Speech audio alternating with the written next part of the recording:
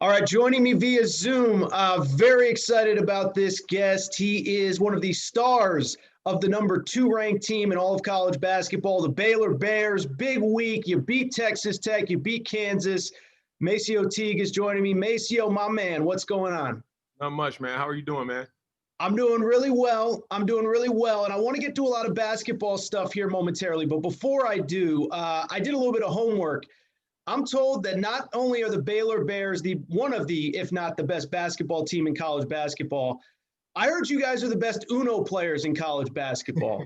Is it true you guys got some pretty crazy Uno games going on the planes, in the locker room, and all that stuff? Yeah, that's true. But I don't know who they said was the best, but it's me. It's me. I know now. Yeah, I know that Jared might have said that he's the best, but ask him our score is 10-4, and if he tells you anything other than that, he's not telling the truth. Okay, because I did hear. I heard Jared Butler, All-American on the court, all Big 12, All-American Uno player. That's not the truth. I'm getting fake news here. Listen.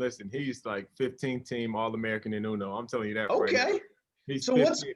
What's the strategy in Uno? I mean, everyone plays Uno. So what's the strategy? I mean, what leads you to be the best Uno player, arguably, in college basketball? I just outthink the opponent. I know what they want to do on their end, and I just outsmart them. That's all what it comes down to. It's no luck behind it. It's 100% skill for me. See, everyone says Uno's a game of luck, so you just disagree with that vehemently.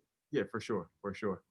Well, you guys are apparently you're really good at Uno. I mean, I've never actually seen it with my own 2 eyes, but obviously you're good on the court. What do you make of things so far, man? I mean, it's been a surreal I don't know year and a half, 2 years. You get eligible last year as a transfer. You guys put together the best regular season in school history. Obviously, we all know what happened in March. You go through the draft process and decide to come back. But along with Jared Butler, along with Davion Mitchell, along with all the guys that you guys have not missed a beat at all. What do you make of the 2020-21 season so far, man? We got a lot of chemistry going into this year. You see a lot of schools who may not have as much chemistry, and they're struggling a little bit right now, but we all played with each other last year. We got John and Adam that came on the scene, and we got to play with them this summer. We talked a lot about each other's strengths. We saw what each other's strengths were. We try to put each other in positions where we know we'll all succeed. Dumb question, but where does that chemistry come from? Because I think that's one of the things that really, as an outsider, really just impresses me about you guys is, you're averaging 15 a game. Jared's averaging 16, 17, somewhere in there. Davion Mitchell can get you 20. Flagler can get you 20. And it just feels like there's no ego, that you guys are genuinely happy when other guys have success. Where does that chemistry come from? Man, I think it comes from I really think it comes from maybe the head and Coach Drew. I mean, he preaches playing for Jesus, then others, and then yourself. You know what I mean? So I feel like that's where it all comes from. So Coach Drew preaches that to us, and then it's up to us to buy into the program. We've all bought in, and I feel like that's what helps us become really successful as players and as a team. When you were recruited, I mean, was that – so for people who don't know, you started your career at UNC Asheville. Your coach leaves. You elect to transfer. Obviously, everything worked out great for you. When you made that decision, I mean, was that a sense that you got? I mean, I know some of the guys that are there now weren't necessarily in the program at that time, but was that a sense that you got being part when you kind of visited Baylor and did all that stuff? Was that it was a selfless group of guys that loves to win, obviously, but do so, get everyone involved, all that kind of stuff? Right.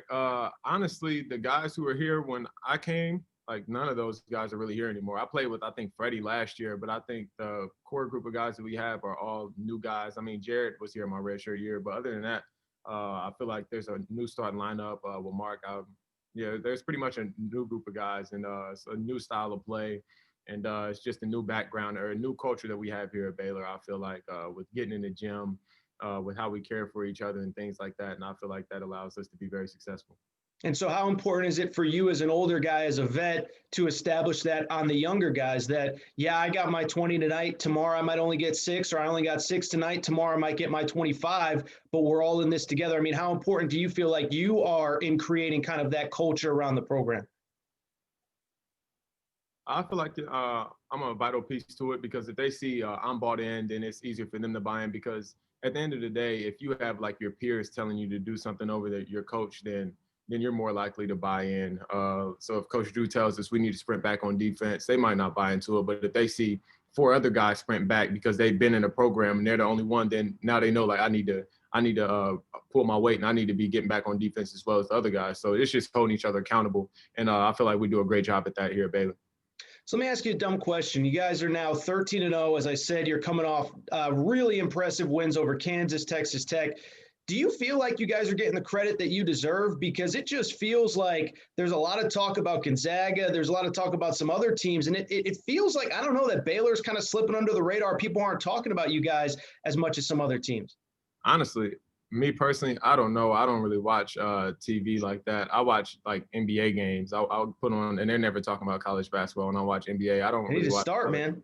Yeah, I don't really watch the college. I don't watch the ESPN, like Stephen A. Smith, like guys like them talking throughout the day, or like when they're doing like build up, so like Jay Billis or somebody talking about the games before college basketball. I don't listen to any of that stuff.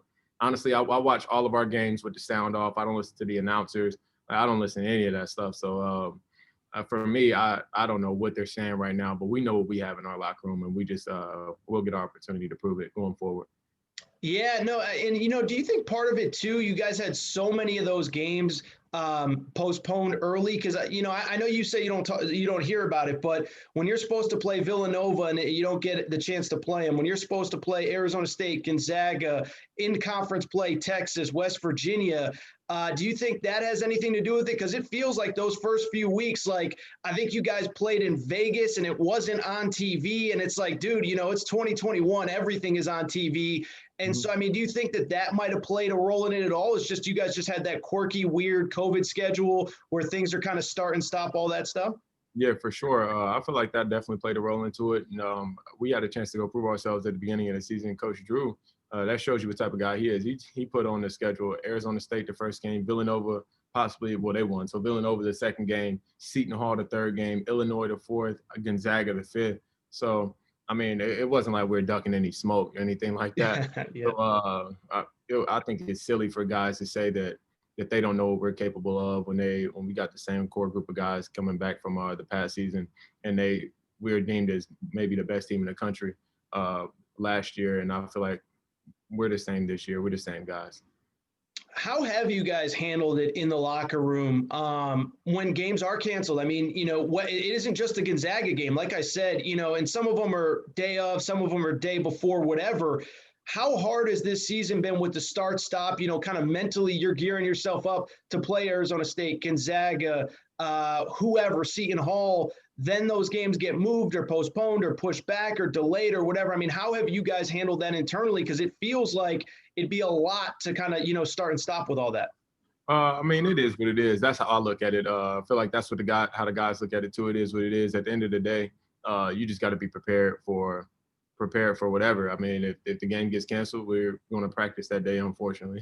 And we're going to have practice. If it's not us that tested positive for the virus, we'll practice. They'll try to get us a game going forward in the next day or two, and we'll play that game. And we just got to be ready, stay ready, so you don't have to get ready kind of mentality. I have to imagine, though, even with that said, the Gonzaga game, was that one a little bit different? I mean, you're in the arena or on your way to the arena, number one, number two. I mean, was that one at least a little bit different considering the circumstances? We were looking forward to playing the game. I got up and went to shoot around that morning. I came back to the hotel, and they told us right before we were about to go to because I think we're leaving at, what time is the game? 11:30, I think, or 1 p.m. I think right. So we were going to leave the hotel, I think, at like 11:15 and get over to the gym at about 11:30. And they texted us at like 11:14 and said, or 11:10 and said, stay in your room or something like that. Oh. And, so like we're thinking like what's going on. So I ended up DMing Corey Kispert from Gonzaga. Yeah, because I know him because we played on like a AIA trip together. So I DM'd him and I said, are we playing y'all or not? Like I just asked him. And he said, nah, the game's canceled. And he said, yeah, I'm so sick about it. And then they told the team probably like 10 minutes later, because I guess they were still trying to figure everything out at Baylor's end. But Corey told me straight up that we weren't playing. So the word kind of spread. And everybody was disappointed, and then we just got on the flight and left. But it was kind of strange, though. know you're taking it one game at a time, all that stuff, but there are rumors that you guys could potentially, that the schools, the coaches are trying to work to make that game happen even in this regular season. And then of course there's the potential for the NCAA tournament down the road. I mean, again, this is no disrespect intended to anybody in the Big 12, anybody else on your schedule, but would it be cool for you guys to get that opportunity at some point to play them, just based on how well these two teams, how well your team and their team have looked so far this season? It would be a cool opportunity to play them. I'm sure that they're doing well. They're still ranked number one, but like I said earlier, like I haven't watched them play. They're not on our schedule. They're really not on my radar, honestly. Really? Yeah. I know you don't. You said you only watch the NBA. You haven't even had the inkling to want to see what they're about a little bit. I saw part of their game when they played Kansas early in the season, but that was 12 games ago probably, and 12 games ago, somebody on the team might have been playing 10 minutes. Now he's playing 30 minutes a game, so it's a lot that could change in that amount of time, in a month and a half that's gone by. So I'm not really sure what those guys are doing, and that's no disrespect to them because I know they have a lot of talented players. I think they probably got like 4 NBA players on their team, if I'm not wrong. But yeah, I mean, they're a talented group of guys, but we got the Big 12 that we're focused on. We're just focused on what's set in stone in our schedule, and I'll leave that for Coach Drew and the guys upstairs to focus on. That's not for me. There you go. You mentioned the NBA. You actually did test the waters last year. What was that experience like for you? I mean, again, I don't want to keep reiterating your kind of background, but you were a really good high school player, but you started out at the quote unquote low major level. You get the chance to perform at an all Big 12 level last year. What was that experience like to get in front of NBA personnel? I know it was weird without traveling and in-person stuff, but what was that experience like? It was cool getting in front of the personnel and just hearing the questions that they asked me, seeing what feedback or seeing what they said I need to work on, see how they said I need to better myself. And those aspects those were really cool, especially when they told me like what they thought they saw in my game, how I can improve. And me personally, like I really like to get in the gym. So I just attacked like the stuff that they said. I had it all written out in a document. I took the notes on my phone, then I typed it up on a Google Doc, and I wrote it all down, like compared the notes to what each team said. And I was like, okay, well, like I like what they said about this. I don't know if I agree with like this small part. And I took it up with my coaches. They're like, oh, I think you're good at this. Don't worry about them saying that, because that was only one team. But 4 teams said this, so we're going to work on this summer, and we're going to put you in these type of situations next year going forward, to where you'll be better going into the NBA draft next year. And me working with myself, my trainer, my coaches, and we're all in one cohesive unit. And that shows a lot about how the guys upstairs, Coach Drew, Coach Jacobs, Coach New, Coach Tang, all of the guys on the staff, Coach Brooks, AD, Coach Ty, Coach P, all of those guys up there really care about us and our future and for the betterment of us and for the program. So that shows a lot about them. How do you find that balance of, to get to the next level and succeed there, I need to work on this, but maybe it isn't on this particular night what Baylor needs from me. Maybe they need me to do this, this, and this. Where do you find that balance of, I want to prove that I am an NBA player. I know I'm an NBA player, but I also maybe don't have that opportunity to kind of do this 1 or 2 things, in this particular game or whatever? Just at the end of the day, I feel like if it's to be, it'll happen. At the end of the day, that's what I feel like. Coaches put me in certain situations, in second side stuff on the floor, and I feel like I really excelled in that this season. Really bought into what they said and what would help me going forward. And at the end of the day, I'm just trying to win and produce at a high level. And the coaches have put me in a lot of situations to where it's up to me to execute the plan. Did you get any weird questions in the draft process that you can share? Like the weirdest one? The weirdest one? I can't necessarily think of any questions off the top of my head that were really weird. But I definitely enjoyed the process. Nothing like, if you could be a dog or a cat, which would you be? Or I've heard all kinds of crazy stuff. So nothing that crazy, huh? No one asked me anything crazy like that.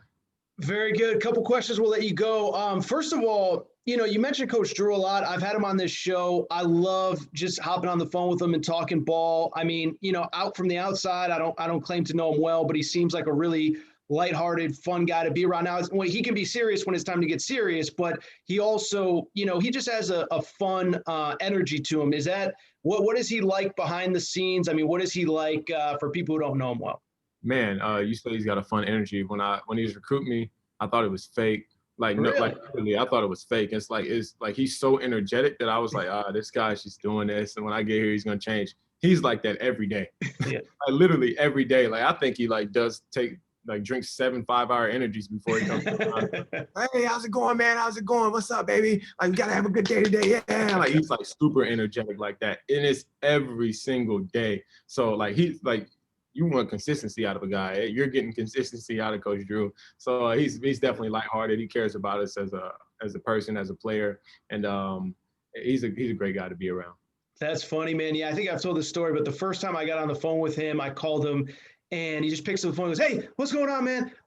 Yeah, I'll be right there. We got a 6'9" tuba player on campus. We're bringing him in for a workout. I got to see if he can play. I'll call you back." And I was like, oh, okay. Hello would have been good. But like, that was literally how he picked up the phone. And so I'm glad, I like I said, I love talking to him. I love being around him. And it sounds like, he very much lives up to what I've seen from a distance. I know you got to run here. Last question, man. And I appreciate you doing this. Two, we talked a lot a minute ago about how good you guys are, flat out, point blank, the excitement around the team, and especially this week where you had those two marquee games, Texas Tech and, of course, Kansas on Monday. I'm not saying the energy is going to dip, but how do you keep that energy level high? Because obviously after last season, for people who don't remember, I think you were 26-4, something like that. And then this season, 13-0. You guys got the target on your back, especially now that you've proven it again against Kansas, Texas Tech, et cetera. I mean, how do you keep that energy up and that focus going? Because obviously we're only at about the halfway point. There's a lot of basketball to be played, and you want to be playing this well in the middle of March, not just in the middle of January. Right. We don't feel like we have a target on their back. We feel like we feel like we're hunting people. We got Oklahoma State coming up this weekend. They got the top 3 potential draft pick on their team. And it's not just him though. They have like really good players. And if you go back and watch our game against them, we didn't take the lead at their place until it was like 4 minutes to go in the game. Like they were beating us by like 15 points from the 20-minute mark in the first half till like the 5-minute mark, and then we kind of cut the lead to 10 at half, and it was like they still kept us at bay for most of the game. We finally claimed the lead. We played them at home. It was really a close game. It was hard fought. We got Kansas State after that. I don't think they're doing well right now in the Big 12, but they got players, and any night could be their night. And we just got to stay locked in. That's the main thing about it. Our energy will be high, and we just got to stay locked in and continue to produce at a high level as a unit. All right, MaCio Teague, all Big 12, star of the Baylor Bears. I think you guys are maybe the best story in the sport right now, man. I'm happy for your success, continued success, and we'll talk soon, man. Thank you for the time. All right, thank you for having me.